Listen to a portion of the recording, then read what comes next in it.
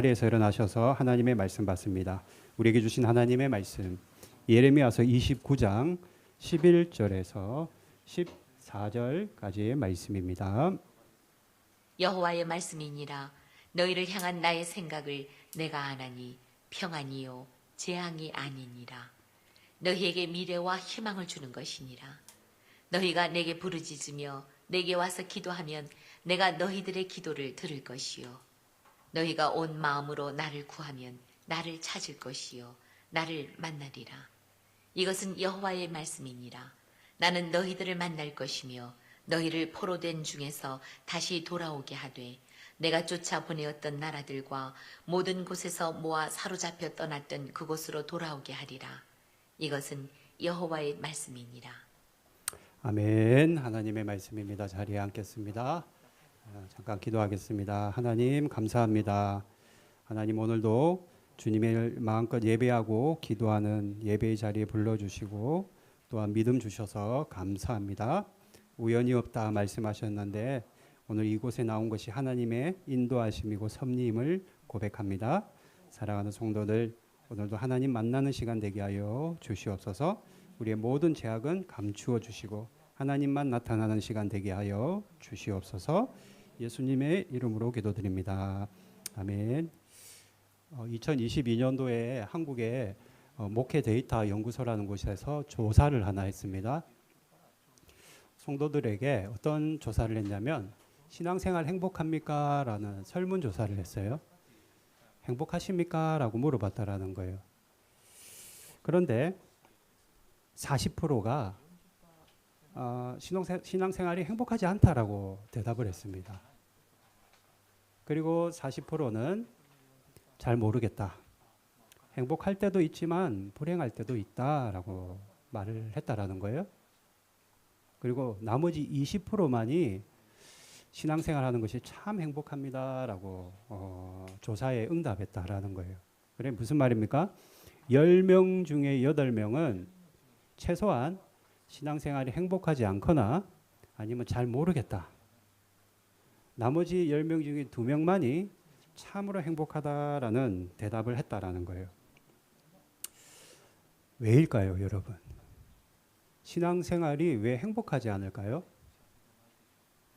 뭐 여러 가지 이유가 있겠지만 목사 설교가 시원찮아서, 목사님 설교가 지루해서, 재미가 없어서, 또는 싫은 사람이 교회에 있어서 그 사람 때문에 행복하지가 않다.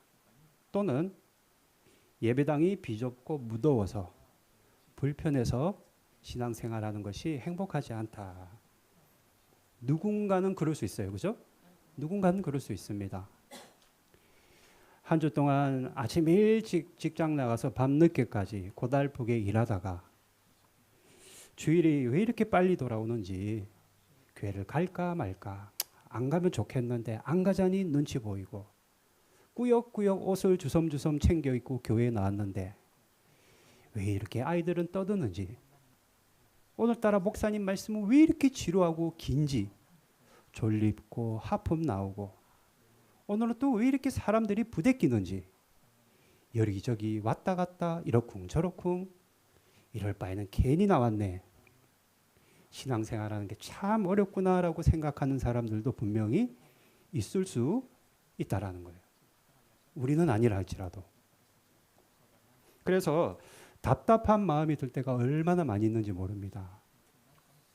자, 그렇다면 반대로 우리가 뒤집어서 생각해 봅시다. 목사님 말씀이 너무 좋고 은혜롭고 특별히 짧아서 좋고 또 사람들이 다 사랑스럽고 모든 것이 내 마음에 들면은 은혜가 되고 행복할까요, 여러분? 여러분, 신앙생활은요, 그런 외부적인 환경 때문에 절대로 은혜를 받는다거나 행복할 수 없습니다.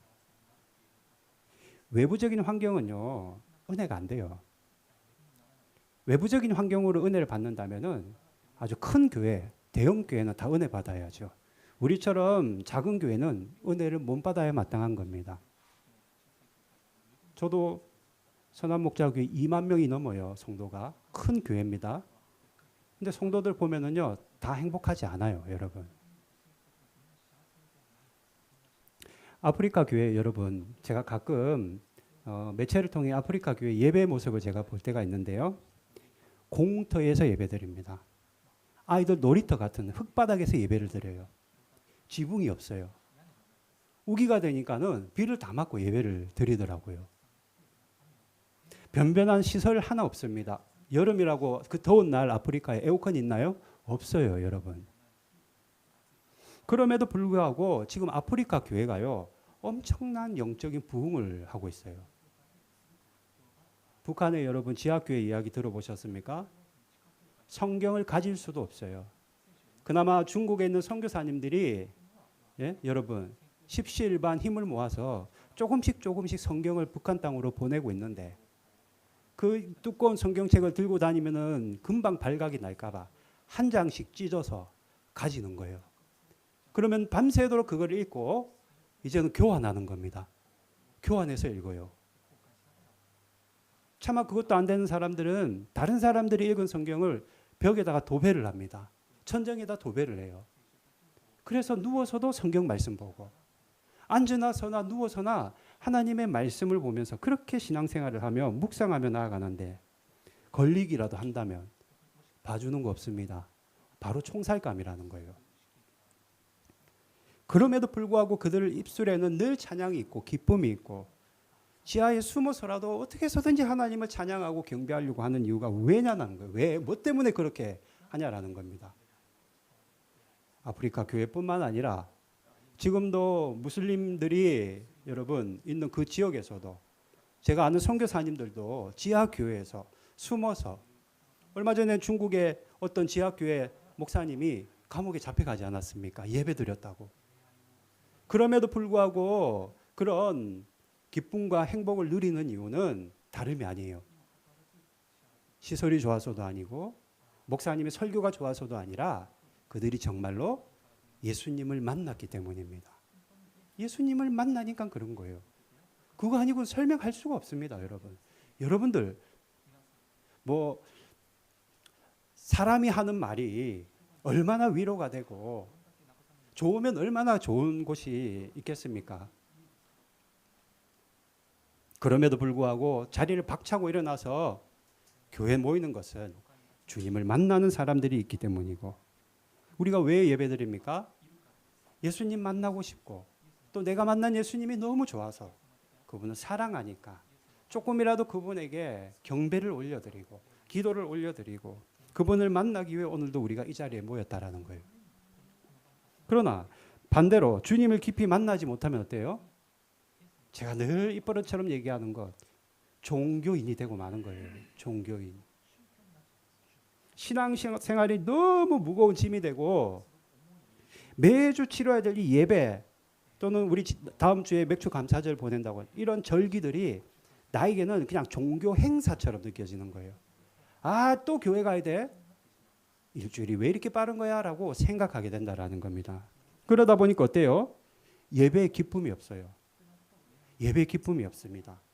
단지 의무밖에 없는 거예요, 예배가. 왜 그런 거 있잖아요. 가야 하니까 간다 이런 거 있잖아요. 내 자리가 빈자리가 있으면 안 되니까 그냥 가야 하니까 간다. 그냥 그런 마음만 앞서고 예배당을 찾게 되는 겁니다. 예배를 통해 기쁨을 누려야 되는데 보통 그런 경우에는 예배 중에 기쁨을 못 누리고 예배가 끝나면 기쁨을 누려요. 여러분 경험해 보시죠. 예배가 끝나면 기쁨을 누리고 안도감을 가지게 되는 겁니다. 왜 그래요? 주님 못 만났기 때문이에요. 뿐만 아니라 기도합시다. 매일 기도에 대해서 얘기를 해도 어느 순간 그 기도가 해야 되는 건 알겠는데 숙제처럼 느껴져요. 기도 시간이 부담스럽습니다. 기도를 한다 하더라도 아주 큰 문제가 있을 때만 기도하게 돼요. 그렇게 되면. 평소에는 기도하지 않습니다. 왜요? 그 기도가 너무 나에게는 그 시간이 고통스럽고 뭔가 안 하자고 하니 그렇고 하려고 하니 하기 싫고 숙제처럼 느껴지는 겁니다. 왜 그래요? 정말 깊이 주님을 만나지 못하기 때문입니다. 뿐만 아니라 교회 봉사를 하더라도 기뻐서 하는 게 아니라 불평만 남습니다. 특별히 큰 교회는 이런 경우들이 많이 있어요. 왜 나만 하지? 저 사람은 안 하고 왜 나만 해야 돼? 그럼에도 불구하고 억지로 꾸역꾸역 봉사를 했는데 사람들이 칭찬해 주지 않고 인정해 주지 않으면 어때요? 그냥 서운한 마음이 드는 거예요. 내가 할 수 있어서 내가 섬길 수 있는 건강이 있는 것이 감사하다가 아니라 왜 나만 해야 되지? 왜 저 사람은 안 해? 왜 내가 이런 허드렛 일을 해야 돼? 그렇게 되는 거예요. 왜 그렇습니까? 주님을 정말 깊이 인격적인 주님을 만나지 않았기 때문에. 또 한 가지 더 있어요. 쉽게 여러분 어때요? 시험 듭니다. 말 한마디에 상처받아요. 그냥 콱 상처를 받는 거예요. 한마디에. 알고 보면 그 사람은 그런 의도로 말한 것도 아닌데 그 사람의 그 말투 하나, 그 사람 그 표정 하나, 말 그 뉘앙스 하나를 가지고 일희일비하게 되는 거예요. 그냥 무너지는 겁니다. 왜 그래요? 주님을 깊이 만나지 못하면 저뿐만 아니라 우리 모두가 그럴 수 있다라는 거예요. 한 부부가 있었습니다. 부부입니다. 부부인데 당연히 이제 결혼식도 했고 혼인신고도 했겠죠. 그런데 이 남편과 아내가 분명히 한 집에 사는데 같이 사는 것 같지가 않은 거예요. 왜요? 대화가 없습니다. 대화가 없어요. 함께 식사한 지도 오래됐습니다. 왜? 너무 바쁘니까. 누가 보아도 이 사람들은 부부예요. 부부인데 정작 부부로서의 그런 기쁨은 없어요. 서로 하루에 있었던 일과를 나누고 서로 격려하고 아이고 힘들었지 여보 괜찮아 내일은 좋아질 거야 이런 위로도 없고 어느 날 누가 묻습니다. 아이고 결혼 생활 행복하시죠? 어때요? 라고 물어보는 겁니다. 그럼 이런 말을 하죠. 부부는 결혼은 했는데 별로 행복하지는 않습니다 라고 말하는 거예요. 그러자 그 말을 들은 사람들이 뭐라고 얘기합니까? 문제는 결혼을 안 해서 문제가 아니라 서로를 만나지 않고 함께하지 않기 때문에 문제가 되는 겁니다 라고 말하는 거예요. 마찬가지입니다. 교회는 다녀. 열심히 다녀. 예배도 드려. 헌금도 드려. 절기도 지켜. 교회에서 봉사도 해. 그런데 정작 우리 주님을 깊이 만나지 않으면 그 인격적인 주님을 정말로 우리가 만나지 않으면 내가 교회 나와서 예배드리고 하는 이 모든 것들이 종교 행위처럼 느껴지고 기쁨이 없고 모든 것이 의무감이 되고 무거운 짐이 되고 습관이 되어버린다라는 거예요. 그러니 그런 생활에 어떤 신앙에 여러분 행복감이 있고 기쁨이 있고 감사가 있겠습니까? 그러므로 저와 여러분은요. 여러분 제가 가장 간절하게 기도하는 것은 다른 거 없어요.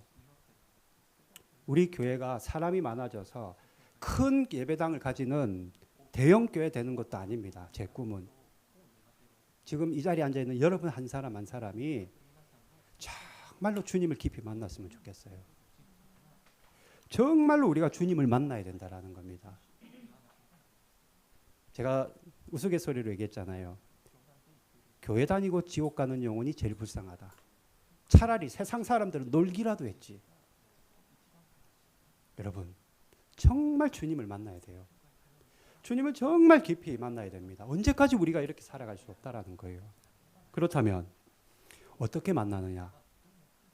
두 가지를 말씀드리겠습니다. 첫 번째, 먼저는 여러분 주님 앞에 나가야 돼요. 그죠? 만나려면 그 사람을 만나려면 일단 나가야 돼요. 나가야 돼요. 여러분 복음서 읽으면 삭개오라는 사람 나오잖아요. 동네에서 아주 유명한 사람이었습니다. 요즘으로 치면 동네 지주였다고요. 게다가 세리장이었습니다. 돈이 많은 부자였어요. 굉장히 사회적으로 명성도 있고요. 고위공직자였다고요. 고위공무원이었다고요. 그러니까 사람들이 삭개오가 세금을 거두는 세리공무원이었기 때문에 그 사람을 모르는 사람이 없는 거예요. 늘 긴 옷을 입고 좋은 마차를 타고 다니면서 사람들 앞에서 거드름을 피우던 사람이 삭개오입니다. 그런데 그 사람이요. 나무를 기어서 올라갔어요. 삭개오가 키가 그렇게 작다고 합니다. 그러니까 예수님을 만나려고 그 돌 무화과 나무 위에 그 많은 사람들, 그 중에는 옆집 사람도 있고 앞집 아줌마도 있고 우리 학교 동창도 있고 늘 사람들이 있는데 나무 위로 올라갔어요. 그럴 수 있지? 아니요. 삭개오한테 그게 모험이었습니다. 왜요? 완전히 체면이 깎이는 일이에요. 그게. 사람들에게 웃음거리가 될 수밖에 없는 일입니다. 그럼에도 불구하고 왜 나무 위에 올라갔어요? 나무 위에 뭐 열매 따러 갔습니까? 아니에요. 예수님 보려고, 예수님 만나려고. 체면 따위는 필요가 없는 거예요. 어떻게 해서든지 내가 오늘 예수님을 한번 봐야 되겠다. 저분 내 꼭 만나야 되겠다. 그러니까 사람들이 비웃음거리는 문제가 되지 않았다라는 겁니다. 마찬가지예요. 우리도 말씀의 자리에 나가고 기도의 나무에 체면 따위는 벗어던지고 기어서라도 올라가는 각오로 나가야 된다라는 거예요. 예수님 앞에 나가야 된다라는 겁니다. 따라합시다. 말씀과 기도로 주 앞에 나가자. 제가 이게 제 경험이기도 하고요. 그러니까 여러분 방송 나가면 곤란하지만 얘기하겠습니다. 많은 목회자들이 경험하는 일이기도 해요. 다 그렇다고는 아니에요. 미리 제가 전제합니다. 다 그런 건 아닙니다만은 제가 처음에 신학교 갈 때는 목사님들은요 아주 대단한 신앙을 가진 줄 알았었어요. 예, 아주 대단하고 믿음도 좋은 줄 알았습니다. 그래서 저도 하나님에 대해서 공부하면은 아주 믿음도 커질 것 같고 신앙도 대단해질 걸로 착각하고 갔어요. 그런데 저도 MDB까지 7년을 공부했거든요. 그런데 1년 공부하고 2년 공부하고 3년 공부하다 보니까 오히려 어떤 마음이 드냐면 그 내 안에 그 신학교를 들어가기 전에 그 하나님에 대한 그 사랑, 그 열정, 그 뜨거운 것이 가면 갈수록 자꾸 식어지는 거예요. 이게 참 부끄러운 고백입니다만 제가 고백하는 겁니다. 머릿속으로 지식은 가득해. 막 뭐 히브리어, 헬라어, 뭐 외국 꼬부랑말 어쩌고 저쩌고 막 지식은 가득한데 이상하게 내 마음은 냉랭해지더라는 거예요. 공부를 하면은 더 뜨거워질 줄 알았더니 더 식어지는 겁니다. 나중에는요 기도가 안 되더라고요. 기도하기 싫어지더라고요. 찬양을 하는데 즐겁지가 않은 거예요. 자꾸 하나님이 엄청 멀리 있게 느껴지는 겁니다. 신학생임에도 불구하고. 나중에는요 어떤 일이 생겼냐면은 학교에서 하는 모든 수업 받고 뭐 수업 받기 전에 기도하고 하는 이 모든 것들이 그냥 학점을 받기 위한 수단처럼 느껴지더라는 거예요. 그냥 학점 잘 받으면 되지. 학점. 공부도 열심히 안 해지는 겁니다. 그렇게 되면. 신학교는 일주일에 4번을 채플이라는 예배를 드립니다. 뭐 학교마다 조금씩 다르지만. 그러면은 그 채플을 사모해서 뭐 외부에서 목사님들 와 설교하면 어떤 분들은 오늘은 어떤 말씀을 주실까 그럴 것 같죠. 안 그렇습니다, 여러분. 안 그래요. 그 채플이 출석을 채우는 수단밖에 안 돼요. 그렇게 되더라니까요. 그래서 신학생들끼리는 이런 우스갯소리가 있어요. 장로처럼 입학해서 집사처럼 졸업한다는 말이 있습니다. 그렇게 졸업을 해서 그럭저럭 이제 전도사 생활을 하는 거예요. 전도사 생활. 그러면 뜨겁지도 않고 차갑지도 않고 그냥 냉랭한 가슴을 가지고 사역지로 나가는 겁니다. 물론 성도들은 모르죠. 저 사람은 신학 공부한 사람이고 목회자니까 전도사니까 목사니까 아주 믿음이 대단할 거야. 성도들은 찰떡같이 믿고 있죠. 또 얼마든지 내가 신앙이 대단한 사람인처럼 포장할 수 있고요. 얼마든지 사람들을 속일 수가 있습니다. 또 저도 그렇게 했고요. 그러다가 저처럼 교회를 개척을 한다든지 또는 담임 목회로 청빙받아서 가게 되면요. 그때부터 비로소 마음이 급해지는 겁니다. 매일매일 쏟아지는 그 상담들. 우리는 뭐 작은 교회니까 그렇지만 보통 한국 교회는요. 하루에도 몇 건씩 상담을 해야 되고요. 수많은 행정 업무들이 있습니다. 업무가 행정이 엄청 많아요. 교회는. 게다가 고군분투하며 처리해야 될 그 외부 사역들, 그 모임 인도들, 기도회들, 찬양 인도들 뿐만 아니라 성도들에게 무수하게 듣는 오해와 핀잔과 또는 무성한 소문들 때문에 시달릴 때도 있어요. 그래서 눈물 찔끔 흘리고 목사님한테 얘기하면 하나님이 연단하고 있으니 참으라고 늘 그런 말만 하는 거예요. 그러면 그제서야 발등에 불이 딱 떨어지니까 어때요? 기도의 자리에 나가는 거예요. 기도 안 하면 죽을 것 같으니까. 안 하고는 견딜 수 없어서 기도의 자리에 나갑니다. 설교도 마찬가지예요. 설교는 해야 되니까. 내 순번이 됐으니까. 안 하면 큰일 나니까. 마지못해서 성경책을 읽는 겁니다. 그런데 여러분, 참으로 신기한 게 뭐냐면은 그렇게 억지로라도 기도의 자리에 나가고 말씀의 자리에 나가면은요, 어느 순간 갑자기 내 마음이 식었던 내 마음에 불이 확 임하면서 뜨거워지면서 주님이 그렇게 멀게만 느껴졌는데 이제는 가깝게 느껴지고 이제는 성경이 읽어지기 시작한다라는 겁니다. 기도가 되어지기 시작한다라는 거예요. 그러면서 주님이 너무나도 보고 싶고 주님을 사랑합니다라는 고백이 나오게 되는 겁니다. 그리고 뜨거운 눈물이 흐르면서 이제까지 위선적이고 가식적인 신앙에 대해서 회개하며 나가게 되는 거예요. 그때 비로소 목회자는 한 발 더 성장하는 거예요. 점프하는 거예요. 저도 겪었고 어쩌면 지금은 한국의 수많은 목회자들이 겪고 있을지도 모르겠고 또한 이런 일들을 수십 번 더 겪어야 될지도 모르겠습니다. 어렵고 힘들더라도 목회자뿐만 아니라 우리 모두가 하나님의 그 말씀 앞에 어떻게 해서든지 나가서 그 말씀 붙잡으려고 하고 말씀 읽고 여러분 일주일 동안 어떻게 살다가 이 자리에 오셨어요? 말씀 읽었습니까? 말씀 읽었나요? 기도 앞에 나가야 기도에 무릎을 꿇어야 돼요. 무릎의 영성으로 살아야 돼요, 여러분. 그럴 때 그 하나님이 살아계시고 진짜 하나님의 음성도 그때도 우리가 들을 수 있는 것이고 하나님과의 깊은 만남을 하게 되는 겁니다. 내 삶의 머릿속으로만 알던 그 지식적인 하나님이 아니라 진짜 하나님이 우리 인생의 실제가 된다라는 거예요. 그제서야 비로소. 그럴 때 비로소 우리가 말씀 한 자락 딱 읽으면요. 이건 나에게 주시는 말씀이구나. 하나님 감사합니다.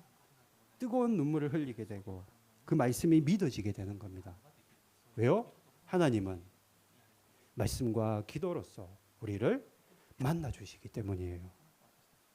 오늘 본문 12절 한번 읽어봅시다. 본문 12절 시작.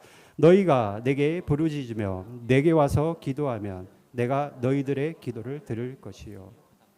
우리가 기도하며 속상한 마음을 털어놓을 때가 있잖아요. 그러면 이상하게도 앉을 때는 정말로 죄송합니다. 피눈물 나는 심정으로 앉았는데 기도 마치고 일어날 때는 하나님이 새 마음을 부어주십니다. 새 마음을 부어주시는 거예요. 절대로 내가 저 사람 용서 못해.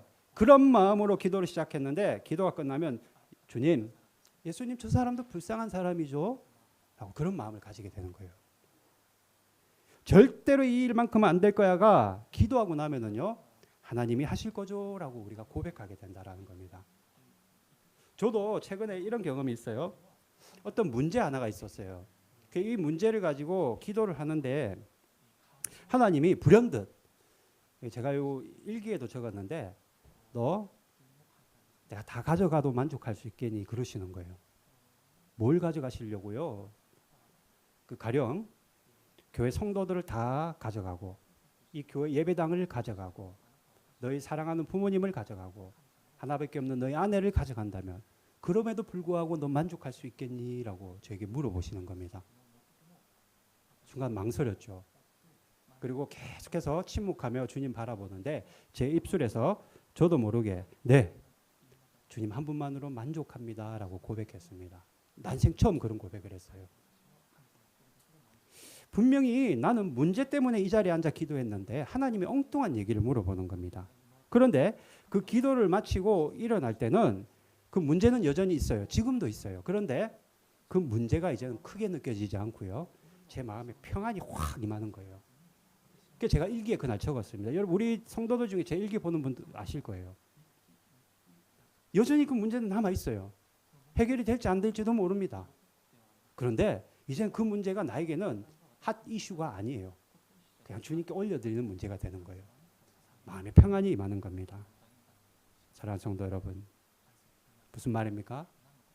말씀과 기도로서 우리는 주님을 깊이 만날 수 있다라는 거. 정말로 깊이 만날 수 있습니다. 간절히 바라기는 여러분 하나님의 그 진리 되신 말씀, 생명의 그 말씀과 그리고 무릎의 영성 기도로서 정말로 주님 만나기를 바랍니다.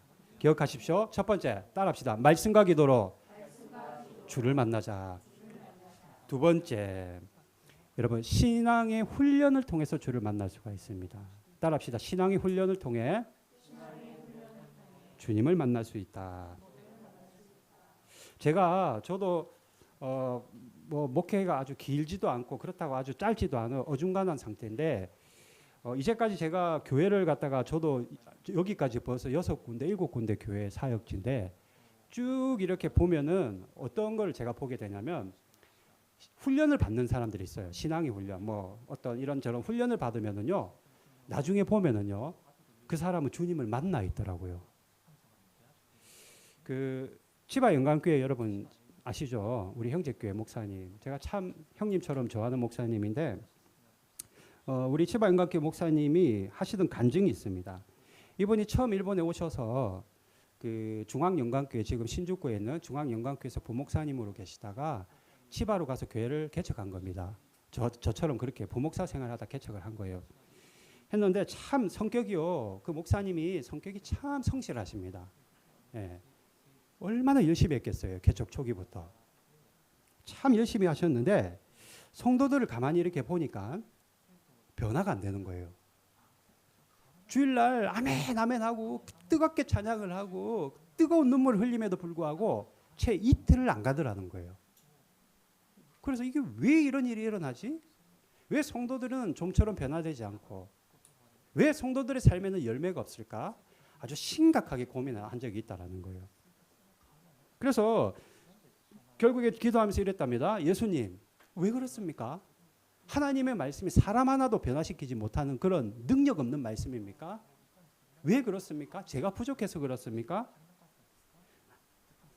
심지어는 내가 한국으로 돌아가서 수많은 그 훈련들을 받고 파송받아 왔을 것인데 다시 선교사 훈련을 받고 와서 다시 시작할까? 아주 심각하게 고민을 했다라는 거예요. 그런데 어느 날 하루 집에서 샤워를 하는데 주님이 이런 말씀을 하시더라는 겁니다. 너는 왜 성도들을 훈련시키지 않느냐? 너는 왜 성도들을 훈련시키지 않느냐? 목사님이 가만히 그 음성을 듣고 벼락 같은 음성을 듣고 가만히 생각해 보니까 진짜 성도들을 훈련을 시키진 않았던 거예요. 이후로 목사님 목회 방향이 완전히 바뀌었습니다. 제자 훈련, 기도 훈련, 말씀 훈련 계속해서 훈련시키는 거예요. 치바 영광교회 지금 한 130~40명 모이는데요. 일본에서는 대형 교회입니다.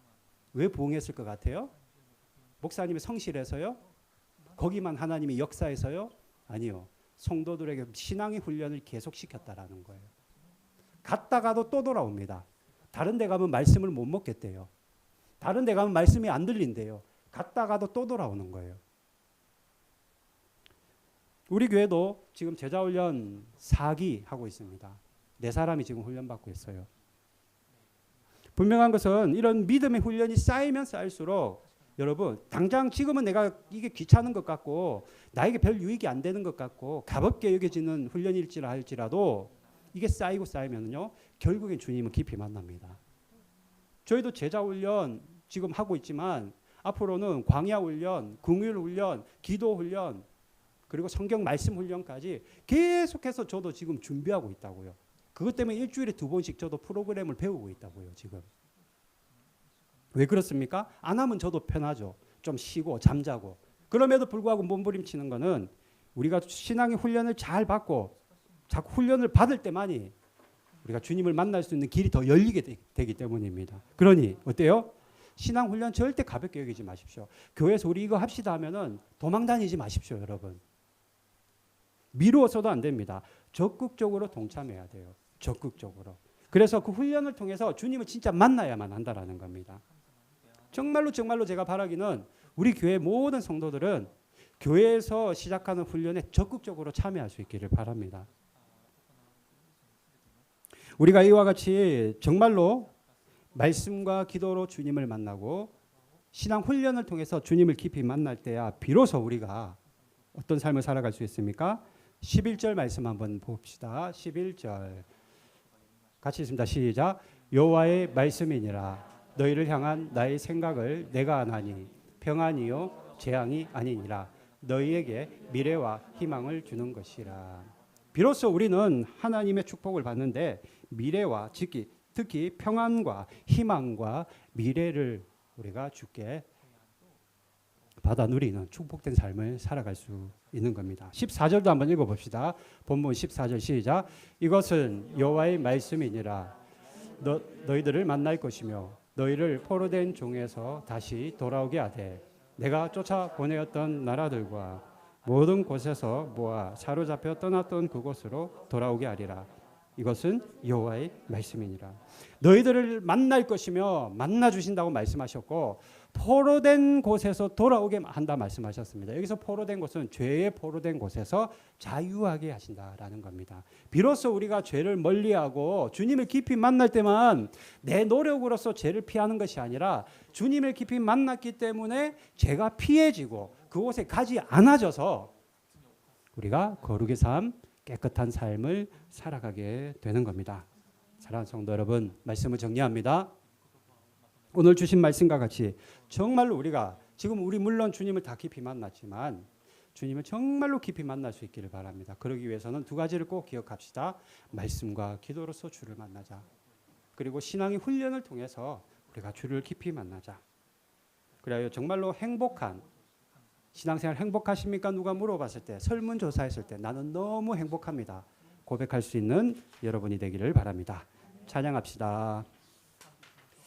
은혜로 다 찬양할까요?